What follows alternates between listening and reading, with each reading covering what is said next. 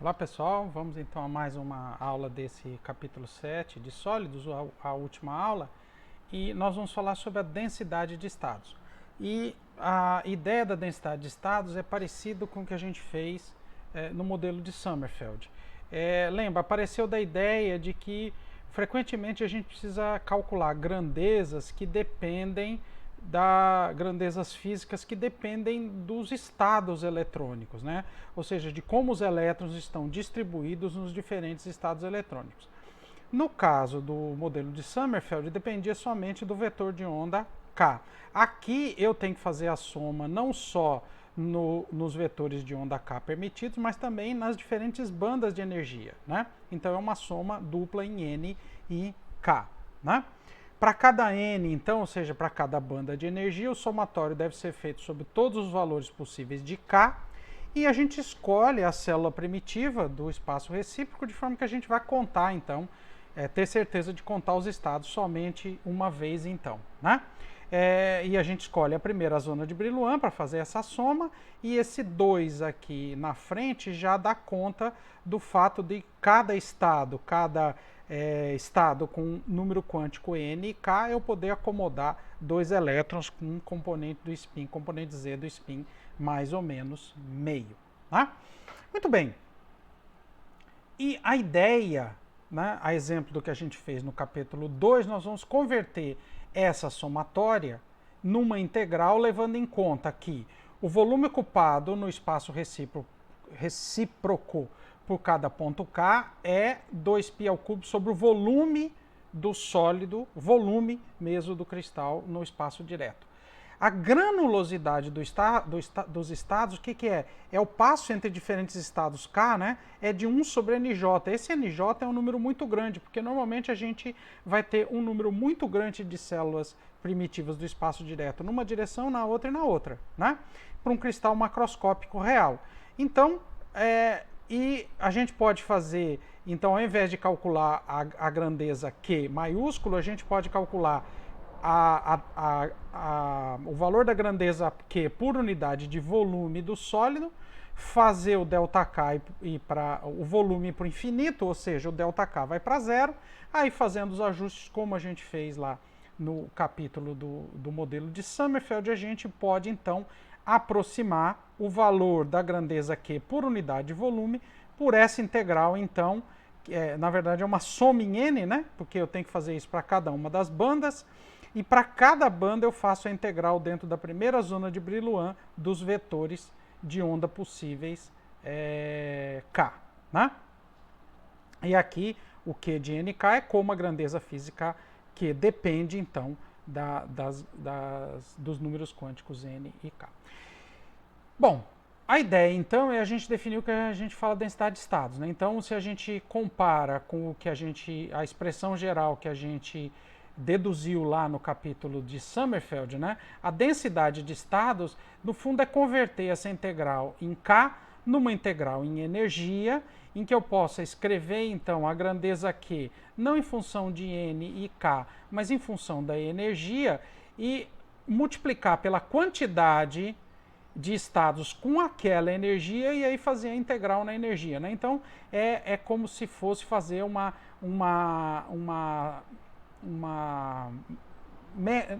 é bem uma média, né? Mas como que depende da energia e eu tenho uma certa quantidade de elétrons com aquela energia, cada elétron com aquela energia vai contribuir com o valor Q. Então, se eu multiplico, né, o número de elétrons que tem aquele valor de energia pelo valor da grandeza e depois somo isso para todos os valores de energia, eu tenho então a grandeza Q, essa que é a ideia, né?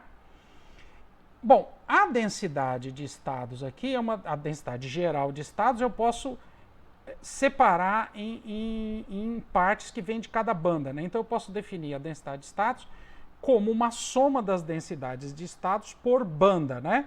E aí a densidade de estados total eu teria que somar em todas as bandas de energia, né?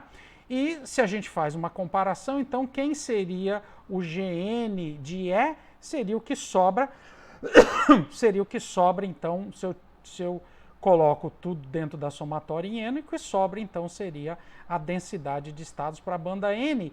E aqui entra a função delta de E menos N de K, porque eu só vou contar a parte da banda que tem energia igual a E, ou seja, eu quero saber quantos elétrons, quantos estados possíveis para os elétrons que vem da banda N tem energia E. Então eu tenho que pegar a estrutura da banda, ou seja, a função da banda, e pegar só aqueles que me dão energia igual a E. Isso para cada banda. Tá? Esse aqui então é a densidade de estados totais, e isso aqui é a densidade de estados por banda de energia, e a integral continua sendo feita então somente sobre a primeira zona de Brillouin. Né? Muito bem. A densidade de estados tem uma outra forma da gente construir, né? Então, aquela ali é a primeira forma. A outra forma da gente construir é pegando a ideia geral da densidade de estados, que é o quê? Eu preciso saber, densidade de estados significa número de estados com uma determinada energia por volume, né? Como é o G de N, é na banda N. Então, o que seria isso aí? Seria o número de vetores K permitidos na enésima banda, nesse intervalo E e E mais DE, multiplicado por 2, porque para cada um desses vetores K eu posso colocar 2 elétrons, e divido pelo volume. Né? Beleza. O número de vetores K permitidos, como é que eu posso calcular o número de vetores K permitidos? Ora, é o volume da célula primitiva no espaço K que está nesse intervalo. Então eu vou lá no espaço K e vejo a minha banda EN de K no intervalo E mais DE, qual é o volume no espaço K. Se eu dividir isso aqui pelo volume de cada ponto, né, pelo volume de cada estado, eu tenho o número de vetores permitidos. Né? De forma que então eu posso construir a densidade de estados a partir dessa ideia de dk sobre 4π ao cubo, né, que seria exatamente esse termo aqui. E isso aqui eu multiplico por 1 se a energia está dentro do intervalo E e E mais DE, ou 0 se não está. Né? Então, se eu fizer isso para todos os pontos no espaço K, eu contei, então, todo mundo, a densidade de estados daquela determinada banda para aquele determinado intervalo de energia. Né? E eu preciso fazer a integral em todo espaço K, porque depende da estrutura da banda. Né?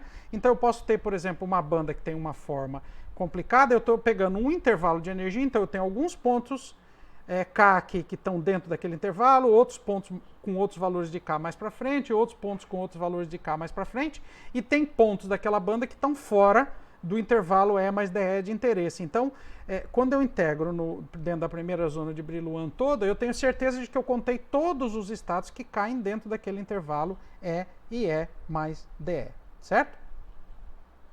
Beleza. Qual é aqui essa ideia, então? Essa ideia aqui, a gente pode fazer uma imagem, né, de como que é essa integral aqui. Né? Então, eu vou definir Sn de E como uma superfície com energia constante dentro da célula primitiva. Então, cada uma dessas linhas pretas aqui é uma superfície de energia constante. Essa primeira aqui seria a superfície de energia constante com energia igual a E, e essa seria a superfície com energia constante E mais DE. Todos os pontos da banda que estiverem aqui dentro vão contribuir para essa integral. Tá? Então, se a minha banda tem uma estrutura qualquer e tem pontos dentro dessa região aqui de cor amarelinha, né? Então vai contribuir para essa integral. Então seria o volume, digamos assim, dessa região aqui, que é o que está aqui computado. Né? Muito bem. Como é que a gente pode calcular... Esquecendo, então, essa expressão aqui, eu vou pensar, como é que eu vou calcular o volume desse sólido, desse objeto sólido, então? Né? Aqui, obviamente, está exagerado, mas eu tenho duas superfícies aqui muito próximas. Né? Uma das formas de calcular seria pegar a área dessa superfície e multiplicar pela altura. Né? Ou seja, se eu pego a área da superfície externa e conto quantas vezes eu tenho que crescer ela para chegar até a superfície externa, eu obtive o volume. Né? Para isso eu vou definir então um vetor que eu vou chamar ΔK de K, que é um vetor perpendicular à superfície. Eu tenho que fazer isso em cada ponto, né? Então eu pego esse ponto da superfície, ando até lá e somo esse pedacinho. Esse. Então, ΔK de K é um vetor perpendicular à superfície SN no ponto K com módulo igual à distância, né? Então eu pego um determinado ponto K, pego essa altura aqui, então a parte que vem dessa região aqui que vai contribuir para o volume vai ser a área dessa pequena região vezes essa altura, certo? Essa aqui é a ideia, né? Então o G de N é isso. Então se eu fizer isso para toda a superfície, então se eu vou varrendo todos os pontos dessa superfície SN de E, multiplicando a área da superfície, né, o elemento de área ds, pela altura, eu vou obter então o volume que eu tenho aqui dentro dessa região rachurada. Né? Beleza. O único problema é que essa definição ΔK de K é legal, mas ela não é muito prática, né? Então a gente precisa dar um jeito de descobrir quem é esse vetor ΔK de K, qual é uma forma explícita para o módulo desse vetor. Para isso, a gente vai relembrar o quê? Que SN de E é uma superfície de energia constante com EN igual a E. Então, isso aqui é uma superfície E que é energética. Então, o que é o gradiente de EN nos pontos sobre a superfície? Né? Ele será um vetor que é sempre perpendicular à superfície, porque gradiente, qual é a definição de gradiente? Gradiente é um vetor que indica como cresce, né? Como é que está variando uma determinada função, não é? Então será um vetor sempre perpendicular à superfície, com magnitude igual à taxa de variação de N, né? Que é essa a ideia, né? Ele é um vetor perpendicular à superfície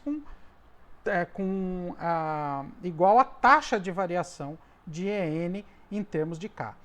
O que significa, então, que o E mais DE, então se eu saio desse ponto para vir até esse ponto aqui, isso aqui vai ser E mais o vetor gradiente, que é um vetor nessa direção, multiplicado por essa diferença, né?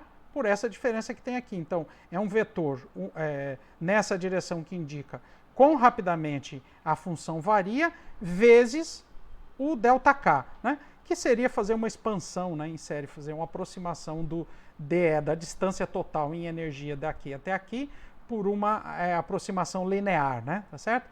Então, significa que eu tenho, então, uma ideia agora de quem seria, se eu olho para isso e olho para essa expressão aqui, quem seria, então, o módulo desse vetor ΔK aqui, de K, em cada ponto da superfície? Seria o DE dividido pelo gradiente, né, em K, né?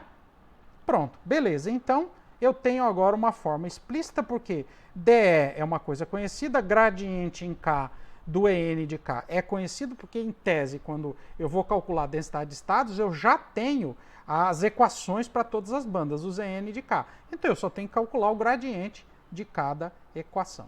Né?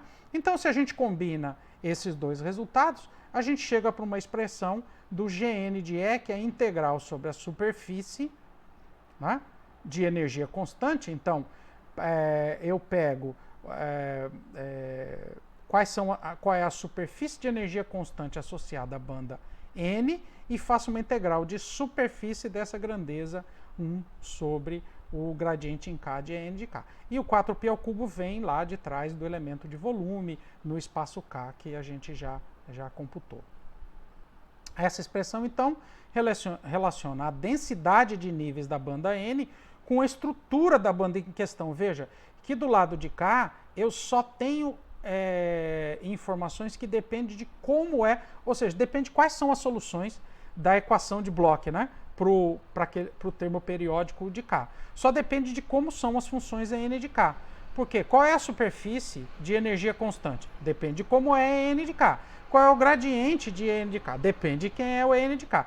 Então, do lado de cá, eu tenho basicamente coisas que dependem da estrutura de cada banda. Isso define, então, qual vai ser a densidade de estados de um determinado valor de energia que vem de cada uma das bandas N em questão. Tá? Essa expressão aqui, ela traz uma outra consequência interessante. A gente já viu que a função N de K, como ela é uma função periódica dentro do espaço recíproco, né, e com periodicidade igual à primeira zona de Brillouin, né, Então, saindo da primeira zona de brilho A, a função En de K se repete, então a função En de K tem que ter um valor máximo e um valor mínimo. Tá? Isso significa que, em geral, a função N de K ela é diferenciável para todo espaço K, e em particular na primeira zona de Brillouin, mas como eu tenho valores máximos e mínimos, vão ter pontos em que o gradiente de N de K vai ser zero. Ora, se o módulo do gradiente é zero, então eu vou ter uma coisa interessante aqui, né? 1 sobre o gradiente, ou o módulo do gradiente, da função gradiente, vai divergir, né? Então, nesses pontos o integrando diverge, mas a gente pode demonstrar que no caso de 3 dimensões, a integral é definida e a ideia basicamente é usar a definição do gradiente, faz por um lado, por outro, tá? E ver que essa função aqui converge para um ponto único e ela é finita, na verdade, né? Esses pontos nos quais mas aí a derivada de g de n vai ser descontínua, né? Porque nesses pontos em que o gradiente é zero, a função g de e tem comportamento diferente a depender do lado que eu estou olhando em torno daquele ponto. Né? Esses pontos em que a derivada é diferente é que a gente chama, tem um nome especial chamado singularidades Van Hoff, que foi Van Hoff que observou isso aí primeiro. Né? E basicamente ocorre esses pontos, essas singularidades de Van Hoff ocorrem nos pontos K sob a superfície de energia constante, nos quais o gradiente é zero, ou seja, nos quais em que a superfície que eu estou considerando é uma superfície que intercepta um ponto de máximo ou um ponto de mínimo, certo? Então esse aqui seria um exemplo unidimensional, né, que tem no livro, né? Para uma rede unidimensional, esse aqui seria a função Gn de E em função de E. Esses pontos marcados com as setas aqui são pontos que a gente chama singularidades de Van Hoff, né? Se a gente olha pelo lado direito, a função Gn de E tem um comportamento, pelo lado esquerdo tem um comportamento diferente. O Gn de E é finito, mas a derivada ela é descontínua, né? Então chega aqui a derivada, você vê, não tem uma continuidade. Então esse tipo de ponto aqui tem uma característica importante que a gente vai olhar então em capítulos posteriores. É isso então, pessoal. Com isso encerramos o capítulo 7. Até então uma próxima aula. Valeu!